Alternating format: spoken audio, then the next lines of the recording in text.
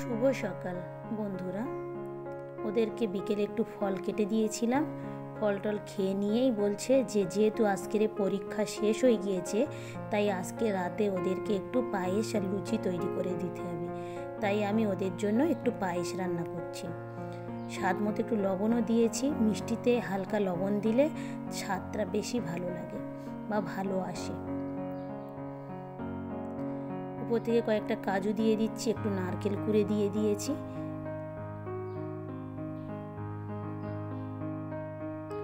এই পায়েসটা আপনারা লিকুইড দুধ কিংবা গুঁড়ো দুধ দিয়েও রান্না করতে পারেন, করলেও ভালো হবে। আমি কোনো দুধ ব্যবহার করলাম না, শুধু এইভাবেই রান্না করছি। কাজু কিশমিশ এইসব দিয়েই আমি নারকেল কোড়া দিয়েই রান্না করছি, কোনো দুধ আমি এখানে ব্যবহার করব না। চিনিটা কিন্তু আপনারা প্রথমের দিকে দেবেন না, চিনিটা একেবারে শেষের দিকে দেবেন। যদি প্রথমে দিয়ে দেন না তাহলে কিন্তু ভালো করে চালটা ফাটবে না এবং দেরি হবে পায়েসটা হতে। আর যদি আপনি শেষের দিকে দেন, যখন দেখবেন পুরো চালটা ফেটে গিয়েছে একদম শেষের দিকে দেবেন, তাহলে কিন্তু ভালো হবে। আমি একেবারেই শেষের দিকে এসে চিনিগুলো দিয়ে দিয়েছি, যতটা আমার লাগবে সেই পরিমাণ অনুযায়ী। বাচ্চাদের পরীক্ষা থাকলে মাথায় অনেকটা চাপও থাকে, তাদের পড়ানো, এটা ওটা সেটা, সংসারের কাজ, মহিলাদের কোনো ছুটি নেই।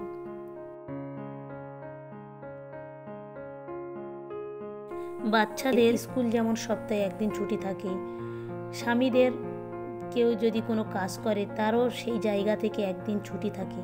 মহিলাদেরও যদি এরকম নিয়ম থাকতো যে সপ্তাহে একদিন তাদেরও রান্না বান্না ঘরের কাজ থেকে ছুটি দেয়া, তাহলে খুব ভালো হতো।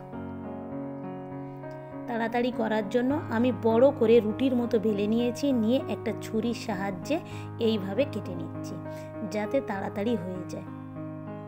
আপনারা তো জানেন, আবার আমাদের কারখানায়ও কাজ করতে হয়, দেখাশোনা করতে হয়, অনেক কাজ থাকে, তাই তাড়াতাড়ি করে আমি এইভাবে করে নিচ্ছি লুচিগুলো।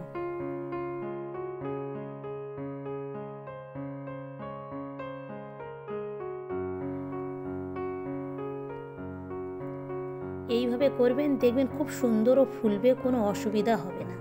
একবার করে দেখবেন।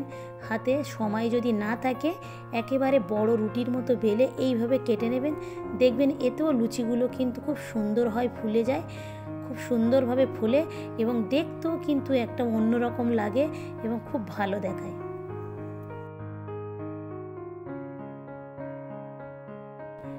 দেখুন কত সুন্দর একটা সিঙ্গাড়ার মতো দেখাচ্ছে না?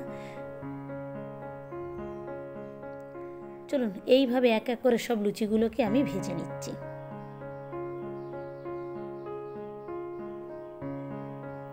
স্বাধীনতা দিবস, কালকে সবাই শাড়ি পরে যাবে, তাই কেমনভাবে কি করা যায় দেখি।